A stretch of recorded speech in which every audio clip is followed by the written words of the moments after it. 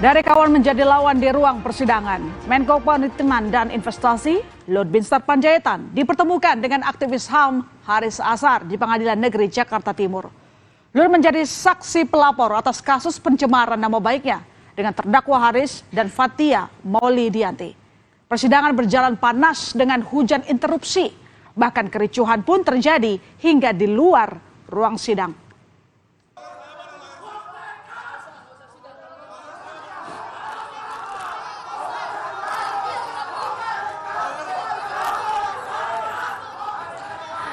Ya, kericuhan terjadi menjelang sidang kasus dugaan pencemaran nama baik Luhut Binsar Panjaitan di PN Jakarta Timur Kamis pagi, saudara. Kericuhan dipicu saat penasehat hukum terdakwa Haris Azhar dan Fathia tidak diperbolehkan masuk ke ruang sidang oleh anggota polisi dan TNI yang menjaga ketat ruang sidang.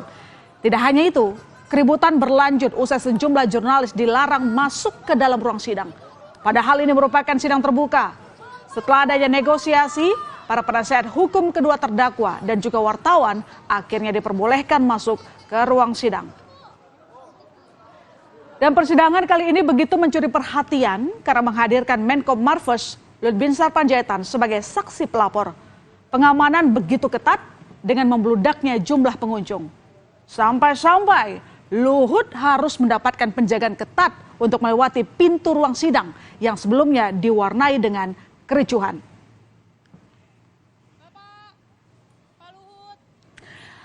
Kericuhan ataupun suasana di dalam ruang sidang pun juga memanas, saudara. Sebelum sidang dimulai, Ketua Majelis Hakim Cokorda Gede Artana sempat bersih tegang dengan pihak kuasa hukum terdakwa Haris Azhar dan Fathia.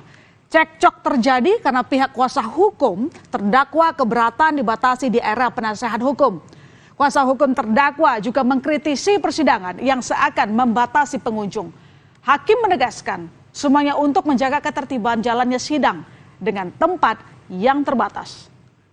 Yang mulia, kami betul-betul sangat menyaksikan bagaimana ruang sidang pengadilan ini menghalang-halangi bahkan terdakwa, kuasa hukum, keluarga terdakwa, bahkan juga masyarakat publik di dalam sana, di luar sana ada lansia, ada bayi, ada ibu hamil ingin masuk, yang mulia. Jika memang yang mulia membuka terbuka untuk umum, kami mohon buka pintu pengadilan, buka pintu pagar, keluarkan para TNI dan Polri dari ruang sidang ini dan juga dari ruang pengadilan seluruh kawasan. Saya mohon pengadilan, majelis hakim. Ya, baik. Ya, kami tidak tahu siapa yang jelas ini memang untuk semua pengunjung bisa menghadiri persidangan terbuka umum. Nah, sekarang kan keterbatasan tempat. Seperti yang saudara juga, kalau kami misalnya satu masuk ke sini kan nggak mungkin karena fasilitas ini kan terbatas untuk pengunjung. Hujan interupsi berlanjut sampai ke jalannya persidangan. Saat giliran jaksa penuntut umum bertanya kepada Luhut, kuasa hukum terdakwa Haris Azhar mempermasalahkan soal catatan yang dibawa Luhut. Kuasa hukum Haris meminta Luhut bersaksi tanpa membuka catatan. Luhut pun menutup catatan yang memuat data-data yang ia nilai perlu diungkap di persidangan. Luhut menuntut agar keadilan dapat diungkap tanpa provokasi dari pihak manapun. Bagaimana mungkin pemeriksaan dilakukan dengan saksi membawa catatan, yang mulia? Terima kasih. Silakan saudara membaca kalau emang ada data yang perlu saudara. Yang mulia, silakan. Saya ini hampir 76 tahun. Dan saya 32 tahun di militer. Tidak semua ingatan saya seperti itu. Makanya saya harus mencatat. Silakan. Keadilan, saya mau keadilan itu dari sini. Jangan diprovokasi. Di persidangan terungkap bahwa Luhut Panjaitan ternyata sudah lama mengenal terdakwa Haris Azhar, saudara. Menurut Luhut, Haris pernah beberapa kali ke rumahnya. Luhut juga mengaku sering membantu Haris Azhar. Luhut mengatakan hubungannya dengan Haris baik-baik saja hingga Haris meminta tolong soal saham untuk masyarakat adat di Papua pada Maret 2021. Setelah Luhut menolak permintaan Haris, muncullah podcast yang diduga mencemarkan nama baiknya. Terakhir kalau dari WhatsApp ini saya masih mark tanggal 2, dia juga masih kontak saya, terus saya atur saudara Haris ketemu dengan Jody dan juga Pak Lambok. Materi pembicaranya apa?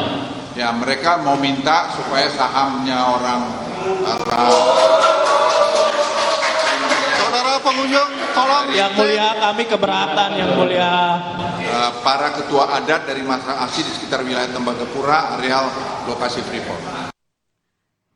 Secara eksklusif, saudara, Kompas TV mendapatkan tangkapan layar percakapan WhatsApp antara Haris Azhar dan Luhut Binsar Panjaitan.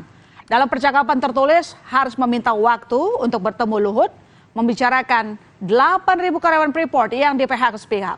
Haris menuliskan, Bapak harus bantulah. Minggu depan saya temui Bapak ya. Mereka mau mengadu dan minta bantuan ke Bapak perihal saham mereka yang tak kunjung jelas distribusi dan peruntukannya. Luhut menjawab, silakan saja, dan mengatur hari pertemuannya.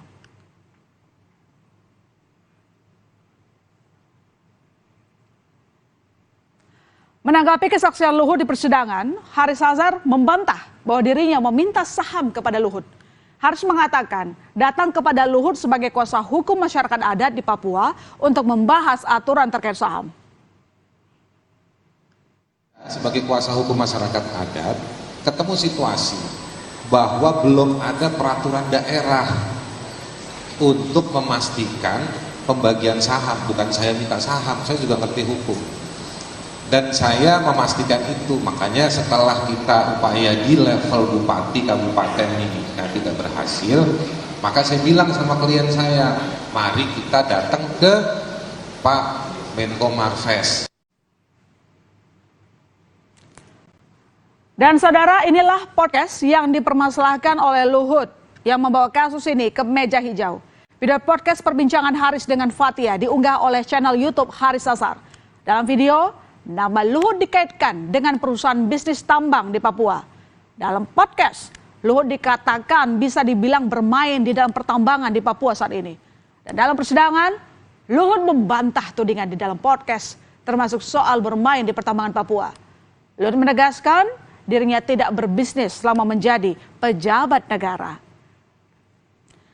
Di persidangan saat bersaksi, Menko Luhut mengaku jengkel telah dituduh Haris Azhar memiliki bisnis di Papua melalui operasi militer. Luhut pun mengaku marah saat dirinya disebut Lord dan penjahat dalam podcast Haris Azhar yang diunggah di YouTube. Menurut Luhut, kata-kata itu sangat menyakitkan dan merugikan dirinya secara moral. Luhut juga mengungkapkan kekhawatirannya soal jejak digital yang akan membekas dan berpengaruh hingga ke anak cucunya. Karena saya dituduh sebagai punya bisnis di Papua yang saya tidak pernah melakukan itu. Dan kemudian juga saya disebut lord dan penjahat. Itu menurut saya kata-kata yang sangat menyakitkan. Saya punya anak buah gugur di daerah operasi banyak.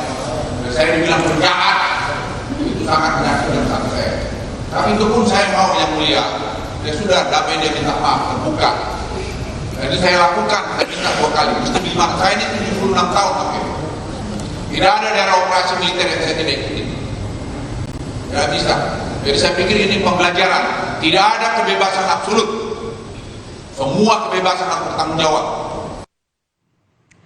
Sementara itu, terdakwa Haris Azhar mendapatkan kesempatan menanggapi keterangan Menko Marves Luhut Binsar Panjaitan. Dalam tanggapannya, terdakwa membantah menggunakan kata penjahat dalam podcast yang diunggahnya di YouTube.